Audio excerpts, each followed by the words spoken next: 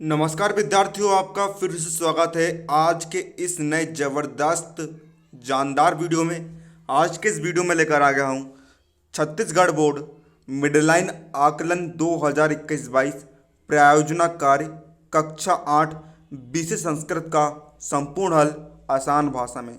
तो बच्चों, आज के इस वीडियो में बच्चों आपकी जो है मौज यहाँ पर होने वाली है। आपको पूरा फुल सॉल्यूशन यहाँ पर दिया जाएगा। तो बच्चों, आप इस वीडियो के लिए नीचे जो लाइक का बटन दिख रहा है उस लाइक बटन को आप यहाँ पर ज़रूर से अभी दबा दीजिए।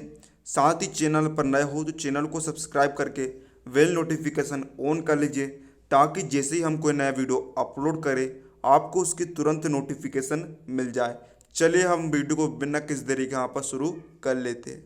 तो बच्चों देखिए, यहाँ पर प्रश्न क्रमांक 1 आपको दिया है। पठित पाठ के आधार पर किसी एक महापुरुष के जीवन व्रत का एक प्रोजेक्ट तैयार कीजिए। यहाँ पर बच्चों आपको जो है किसी एक महापुरुष के बारे में आपको वर्णन करना है। तो बच्चों हम इसमें वर्णन कर रहे हैं बच्चों राधा कृष्ण, डॉक्टर सर्वपल्ली राधाकृष्णन के बारे में। तो बच्चों देखिए इसका उत्तर देखिए, डॉक्टर, आप बच्चों हेडिंग डालेंगे डॉक्टर सर्वपल्ली राधाकृष्णन। डॉक्टर राधाकृष्णन महोदय हमारे देश के द्वितीय राष्ट्रपति थे।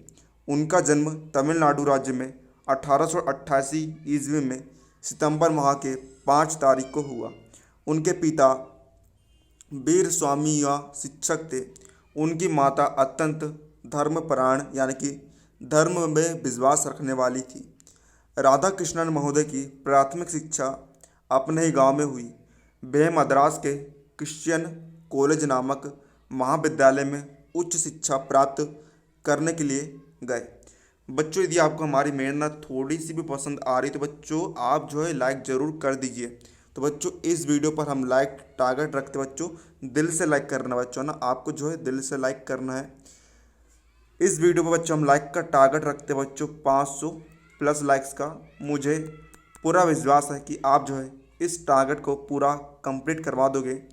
साथ ही में बच्चों आपको जो है डिस्क्रिप्शन में मैंने प्लेलिस्ट की लिंक दे दिया हूँ, उस लिंक पर क्लिक करके आप जिस भी विषय का हल देखना चाहें उस विषय का हल देख सकते हैं। आपको कहीं भी भटकने की ज़रूरत नहीं पड़ेगी। सबसे पहले बच्चों जो है आप इस विषय का पूरा हल देख लीजिए।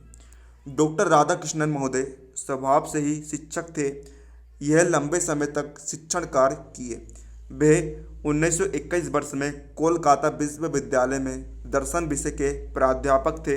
राधाकृष्णन महोदय 1931 ईस्वी में आंध्र विश्वविद्यालय के उपकुलपति के पद को सुशोभित किए। राजनीति के क्षेत्र में भी राधाकृष्णन महोदय का महान योगदान था। 1950 ईस्वी में रूस देश के राजदूत के पद पर उनकी नियुक्ति हुई। वे 1952 ईस्वी में भारत के उपराष्ट्रपति, उसके बाद वह राष्ट्रपति के पद को सुशोभित किए। दार्शनिक के रूप में उनकी कीर्ति विदेशों में भी फैल गई। वह आदर्श शिक्षक, महान शिक्षाशास्त्री, राजनीतिक कुशल, प्रसिद्ध दार्शनिक, विशिष्ट देशभक्त और चिंतक थे।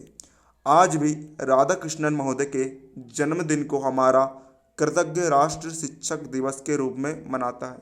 उनके इस असाधारण सेवा और विशिष्ट व्यक्तित्व को देखकर भारत राष्ट्र ने उन्हें भारत रत्न इस सर्वोच्च अलंकरण से सम्मानित किया। बच्चों यहाँ पर हम देखते हैं प्रश्न 2। अपने समीप के पोस्ट ऑफिस या फिर डाकघर में जाकर बचत योजना की जानकारी आपको लेना है और लिखना है। तो बच्चों देखिए इसका उत्तर हम यहाँ पर देख लेते हैं। सबसे पहले बच्चों इसका क्वेश्चन हम देख लेते हैं कि डाकघर बचत खाता योजना क्या है। तो बच्चों देखिए इस योजना के अंतर्गत आप डाकघर या पोस्ट ऑफिस में अपना खाता खुलवा सकते हैं और उच्च ब्याज दरों का लाभ प्राप्त कर सकते हैं। यह योजना के तहत अगर व्यक्ति पैसों का निवेश इस योजना में करता है तो इसको ब्याज दर के साथ कर यानी कि इनकम टैक्स का लाभ भी मिलता है। पोस्ट ऑफिस सेविंग स्कीम का उद्देश्य हम यहाँ पर देख लेते हैं। इस योजना का मुख्य उद्देश्य लोगों के अंदर बचत की भावना को बढ़ाना है और इसके साथ साथ उनके भविष्य को भी सुरक्षित करना है। इसके लिए सरकार ने पोस्ट ऑफिस में कई योजनाओं में निवेश करने का बढ़ावा दिया है और साथ ही साथ कर में छूट का भी प्रावधान है। इस स्कीम के माध्यम से निवेशक आर्थिक रूप से मजबूत होंगे, अतः निवेशकों को अपने पैसों का निवेश डाकघर से संबंधित योजना में ही करना चाहिए। अब हम देखते हैं बच्चों यहाँ पर पोस्ट ऑफिस सेविंग स्कीम 2021 की विशेषता है। तो बच्चों देखिए, सबसे पहली विशेषता और सबसे बड़ी विशेषता यही है कि डाकघर में निवेश करने से लोग बचत करने के लिए प्रेरित होंगे। दूसरा, पैसों की बचत होने में निवेशकों की आर्थिक स्थिति में सुधार आएगा। तीसरा, इस योजना में आवेदन करना बहुत आसान है। चौथा, इस योजना को लंबे समय तक के लिए रख सकते हैं। पांचवा, देखिए पोस्ट ऑफिस सेविंग स्कीम में ब्याज दरें 4% से लेकर कितनी 9% तक है। काफ़ी अच्छे बच्चों आपको जो है ब्याज वहाँ पर देखने को मिल जाता है। अगला, यह एक भारत सरकार द्वारा शुरू की गई स्कीम है जो पूरी तरह से सुरक्षित है। अगला, पोस्ट ऑफिस सेविंग स्कीमों में ब्याज दरें ये तो पढ़ ली थी बच्चों हमने। पोस्ट ऑफिस में निवेश करने पर इनकम टैक्स एक्ट से सेक्शन के तहत 80C कर छूट का प्रावधान भी किया गया है। यदि आप निवेशक हो तो आपको नीचे दी गई प्रक्रिया को फॉलो करना होगा यदि आपको जो है खाता खुलवाना है। तो बच्चों देखिए, पहला हम देखते हैं पोस्ट ऑफिस सेविंग स्कीम 2021 हेतु खाता खुलवाने के लिए सबसे पहले आपको अपने पास के पोस्ट ऑफिस में जाना होगा। दूसरा, निवेशक को जिस योजना में निवेश करना है वह पोस्ट ऑफिस में जाकर उस योजना का एप्लीकेशन फॉर्म को भरें। पहले उस योजना के बारे में पूरी जानकारी भी अवश्य पढ़ लें। तीसरा, आपको आवेदन फॉर्म में सभी जानकारियों को ध्यानपूर्वक भरना होगा, जैसे नाम, पता, फ़ोन नंबर आदि। अगला, उसके बाद आपको ज़रूरी दस्तावेजों को उस फॉर्म के साथ अटैच करना होगा। अगला, फिर उस फॉर्म को पोस्ट ऑफिस में जमा कराना होगा। अगला पॉइंट बच्चों, इस प्रकार आप अपने अनुसार जिस योजना में निवेश करना चाहते हैं वह कर सकते हैं और डाकघर बचत खाता योजना का लाभ ले सकते हैं। बच्चों, इस प्रोजेक्ट का लास्ट क्वेश्चन संस्कृत दिवस या कालिदास जयंती या वाल्मीकि जयंती में से किसी एक का वर्णन आपको करना है। तो बच्चों हम यहाँ पर वर्णन करेंगे बच्चों कालिदास जयंती का। तो बच्चों देखिए, महाकवि कालिदास, इसके आगे बच्चों आप जो है जयंती लिख लेंगे। महाकवि कालिदास जी का जन्म कार्तिक मास के शुक्ल पक्ष की द्वादशी तिथि को हुआ था। कालिदास ने अपनी दूरदर्शी सोच और कल्याणकारी विचारों को अपनी रचनाओं में उतारा। कालिदास एक महान कवि और नाटककार ही नहीं बल्कि वे संस्कृत भाषा के विद्वान भी थे।